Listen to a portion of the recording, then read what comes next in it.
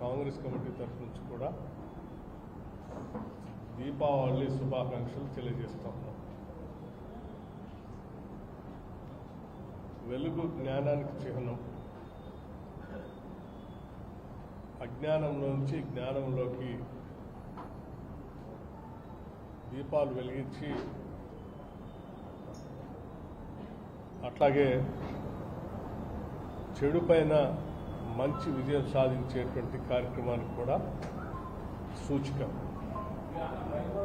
అటువంటి దీపావళి పండుగ సందర్భంగా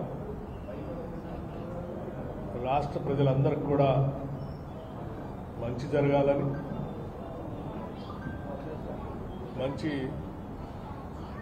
ఆలోచన విధానాలతో ముందుకు పోయి రాష్ట్ర ప్రయోజనాలు కాపాడుతూ అందరి జీవితాల్లో సుఖ సంతోషాలు నిండాలని చెప్పి మనస్ఫూర్తిగా కోరుకుంటున్నాం. అట్లాగే సింగరేణి కార్మికులకి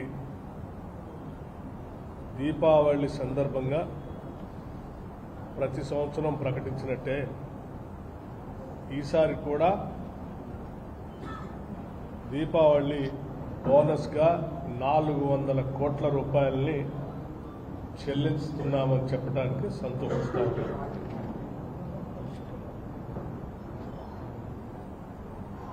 సింగరేణి మరి ఖమ్మం జిల్లాలోనే ఇక్కడి నుంచే మొదలైనటువంటి ప్రస్థానం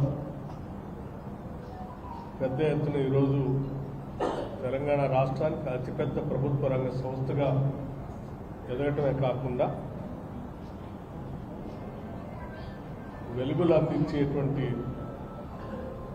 థర్మల్ పవర్ ప్రాజెక్టులకి, అట్లాగే ఇతరత్ర ఇండస్ట్రీస్ కూడా పనికొచ్చేటువంటి కోల్ని కొన్ని దశాబ్దాలుగా సప్లై చేస్తూ పేరు ప్రఖ్యాతులు కాంచినటువంటి సింగరేణి ప్రభుత్వ రంగ సంస్థ యాజమాన్యానికి, కార్మికులందరికీ కూడా దీపావళి శుభాకాంక్షలు తెలియజేస్తూ వాళ్ళ బోనస్ కూడా ఈరోజు 400 కోట్ల రూపాయలు ప్రకటిస్తున్నందుకు రాష్ట్ర ప్రభుత్వం తరఫున సంతోషిస్తూ ఉన్నాం.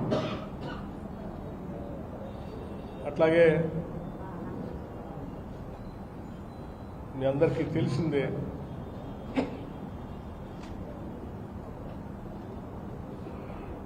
కాంగ్రెస్ పార్టీ ఇచ్చిన హామీ మేరకు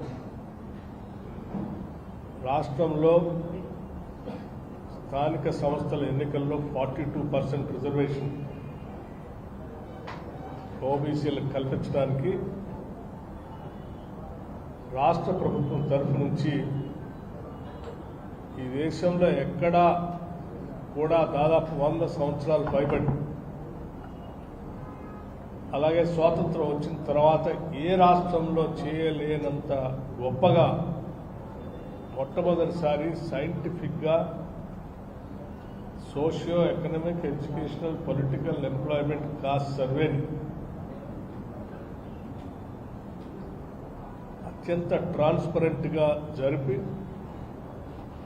దాని ద్వారా వచ్చినటువంటి సమాచారంతో, సంఖ్యతో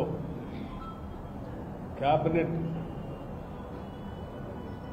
నిర్ణయం తీసుకొని చట్టసభల్లో, శాసనసభలో ప్రవేశపెట్టి ఆ సంఖ్యను ప్రకటించడమే కాకుండా ఎంపిరికల్ డాటాతో 42% రిజర్వేషన్ని సంబంధించిన బిల్లుని శాసనసభలో పెట్టి దాన్ని ఏకగ్రీవంగా పాస్ చేసి బిల్లు పంపించిన సంగతి కూడా మీ అందరికీ తెలిసిందే. అట్లాగే గత టీఆర్ఎస్ ప్రభుత్వం